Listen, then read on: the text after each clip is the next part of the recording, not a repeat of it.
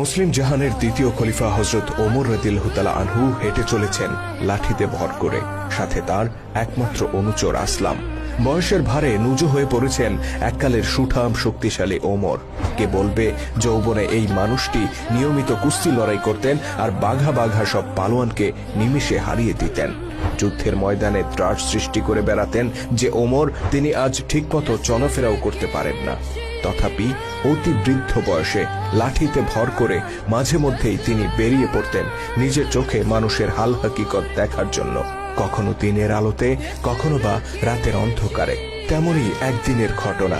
হাঁটতে হাঁটতে মদিনা শহর থেকে বেশ দূরে একটি গ্রামে পৌঁছে যান ওমর রাদিয়াল্লাহু তাআলা আনহু। সেখানে একটি বাড়িতে উনুনের পাশে একজন নারীকে দেখতে পান তিনি। চুলায় পাতিল চড়িয়ে কি যেন সেদ্ধ করছেন। এদিকে তার পাশেই কয়েকটি শিশুকে কান্না করতে শোনা যায়। মহিলাটি কান্নারত শিশুদেরকে বারবার সান্ত্বনা দিয়ে বলছেন, এই তো আর একটু সবুর করো, খাবার প্রায় হয়ে এসেছে। কৌতূহলী ওমর অনুমতি নিয়ে মহিলাটির কাছে যান আর জিজ্ঞেস করেন, বাচ্চাগুলো কেন কান্না করছে? ওই নারী হযরত ওমর রাদিয়াল্লাহু তাআলা আনহুকে আগে কখনো দেখেননি, যে কারণে তিনি মুসলিম জাহানের খলিফাকে চিনতে পারেন না। আগন্তুকের কৌতূহল দেখে তিনি বেশ বিরক্ত হন এবং বলেন, শিশুগুলো ক্ষুধায় কান্না করছে। ওমর রাদিয়াল্লাহু তাআলা আনহু জানতে চান উনুনে তিনি কি চড়িয়েছেন, খাবার প্রস্তুত হতে আর কত দেরি? মহিলাটি আরো বেশি বিরক্ত হয়ে বলেন, পাতিলে কিছুই নেই, শুধু পানি চড়িয়ে রেখেছি। বাচ্চাগুলোকে সান্ত্বনা দেওয়ার জন্য খাবার তৈরির ভান করছি। কাঁদতে কাঁদতে তারা একটু পরে এমনিতেই ঘুমিয়ে পড়বে। অতঃপর অতি দুঃখের সাথে নারীটি জানান তার ঘরে কোনো খাবার নেই। তিনি নিজের এই দুরবস্থার কারণে খলিফা ওমরকে দায়ী করেন আর বলেন, নিশ্চয়ই এর জন্য আল্লাহর দরবারে ওমরকে জবাব দিতে হবে। তিনি জানতেন না তার সামনেই দাঁড়িয়ে আছেন খলিফা ওমর রাদিয়াল্লাহু তাআলা আনহু। ওমর রাদিয়াল্লাহু তাআলা আনহু বিস্মিত কণ্ঠে বলেন, খলিফাকে কেন এর জন্য দায়ী করছেন? তিনি হয়তো আপনার এই দুরবস্থার কথা জানেনই না।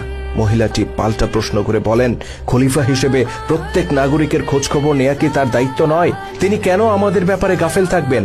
এর জন্য অবশ্যই তাকে জবাব দিতে হবে। মহিলাটির এই অনুযোগ খলিফা ওমরের হৃদয়কে চূর্ণ করে দেয়। তিনি বলেন, আপনি অপেক্ষা করুন, আমি শীঘ্রই বাচ্চাগুলোর খাবারের ব্যবস্থা করছি। অতঃপর তিনি রাষ্ট্রীয় গুদামঘরের উদ্দেশ্যে রওনা হয়ে যান। আর মহিলাটি অবাক হয়ে ভাবতে থাকেন, কে এই আগন্তুক? ওমর রাদিয়াল্লাহু তাআলা আনহু দ্রুত ছুটে যান রাষ্ট্রীয় গুদাম ঘরে। সেখান থেকে একটি আটার বস্তা বেছে নেন আর অনুচরকে বলেন, এটা আমার পিঠে তুলে দাও। অনুচর আসলাম বললেন, আমিরুল মুমিনিন, আপনি তো হাঁটতেই পারেন না ঠিক মতো, আপনি কি করে এই বোঝা এত দূর নিয়ে যাবেন? বরং আমি এটা সেখানে পৌঁছে দেই। খলিফার আগত কণ্ঠে বললেন, কিয়ামতের দিন কি আমার বোঝা তুমি বহন করবে? দেখলে না ওই নারী তার দুরবস্থার জন্য আমাকে দায়ী করেছেন? আমার বোঝা আমাকেই বইতে দাও। অতঃপর অর্ধজাহানের বাদশা হেঁটে চললেন লাঠিতে ভর করে, কাঁধে তার আটার বস্তা।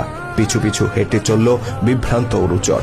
এভাবে দীর্ঘ পথ হেঁটে প্রকৃতিতে যখন অন্ধকার নেমে এলো, তখন তারা পৌঁছলেন সেই বাড়িতে। তিনি নিজ হাতে আটা বের করলেন আর উনুনে জাল দিয়ে খাবার প্রস্তুত করে দিলেন।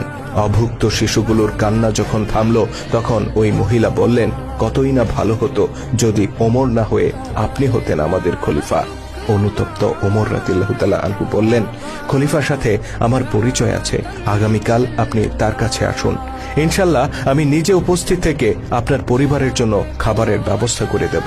অতঃপর ওই নারীর কাছ থেকে বিদায় নিলেন মুসলিম জাহানের খলিফা। ততক্ষণে তার হৃদয়ের ভার কিছুটা কমেছে।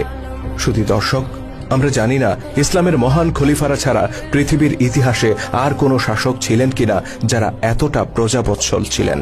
আমরা জানি না পৃথিবীতে ইসলাম ব্যতীত আর কোনো আদর্শ আছে কিনা যা অর্ধ পৃথিবীর বাদশার পিঠে আটার বস্তা তুলে দিয়েছিল। তবে আমরা এটুকু নিশ্চিত করে বলতে পারি, ইসলামের প্রকৃত আদর্শ আর সঠিক নেতৃত্ব যতদিন ছিল, ততদিন মুসলিম বিশ্বে প্রতিষ্ঠিত ছিল সাম্য আর মানবতা। অথচ আজ 1400 বছর পর আমাদের সমাজে সেই মহান জীবন ব্যবস্থাকে দেখা হয় অবজ্ঞার দৃষ্টিতে। আমরা নামাজ পড়ি আল্লাহর আইনে আর রাষ্ট্র চালাই ব্রিটিশদের আইনে। আমাদের আলেমরা ব্যস্ত ব্যক্তিগত জীবনের মাসলা মাসাইল নিয়ে আর রাষ্ট্রের নেতারা ব্যস্ত পশ্চিমা জীবন দর্শনের গুণকীর্তন নিয়ে। অথচ আমরা কথায় কথায় বলি এই দেশ 90% মুসলিমের দেশ। আল্লাহ তাআলা আমাদের সবাইকে ইসলামের সঠিক আদর্শে উজ্জীবিত হয়ে ঐক্যবদ্ধ হওয়ার তৌফিক দান করুন। আমিন।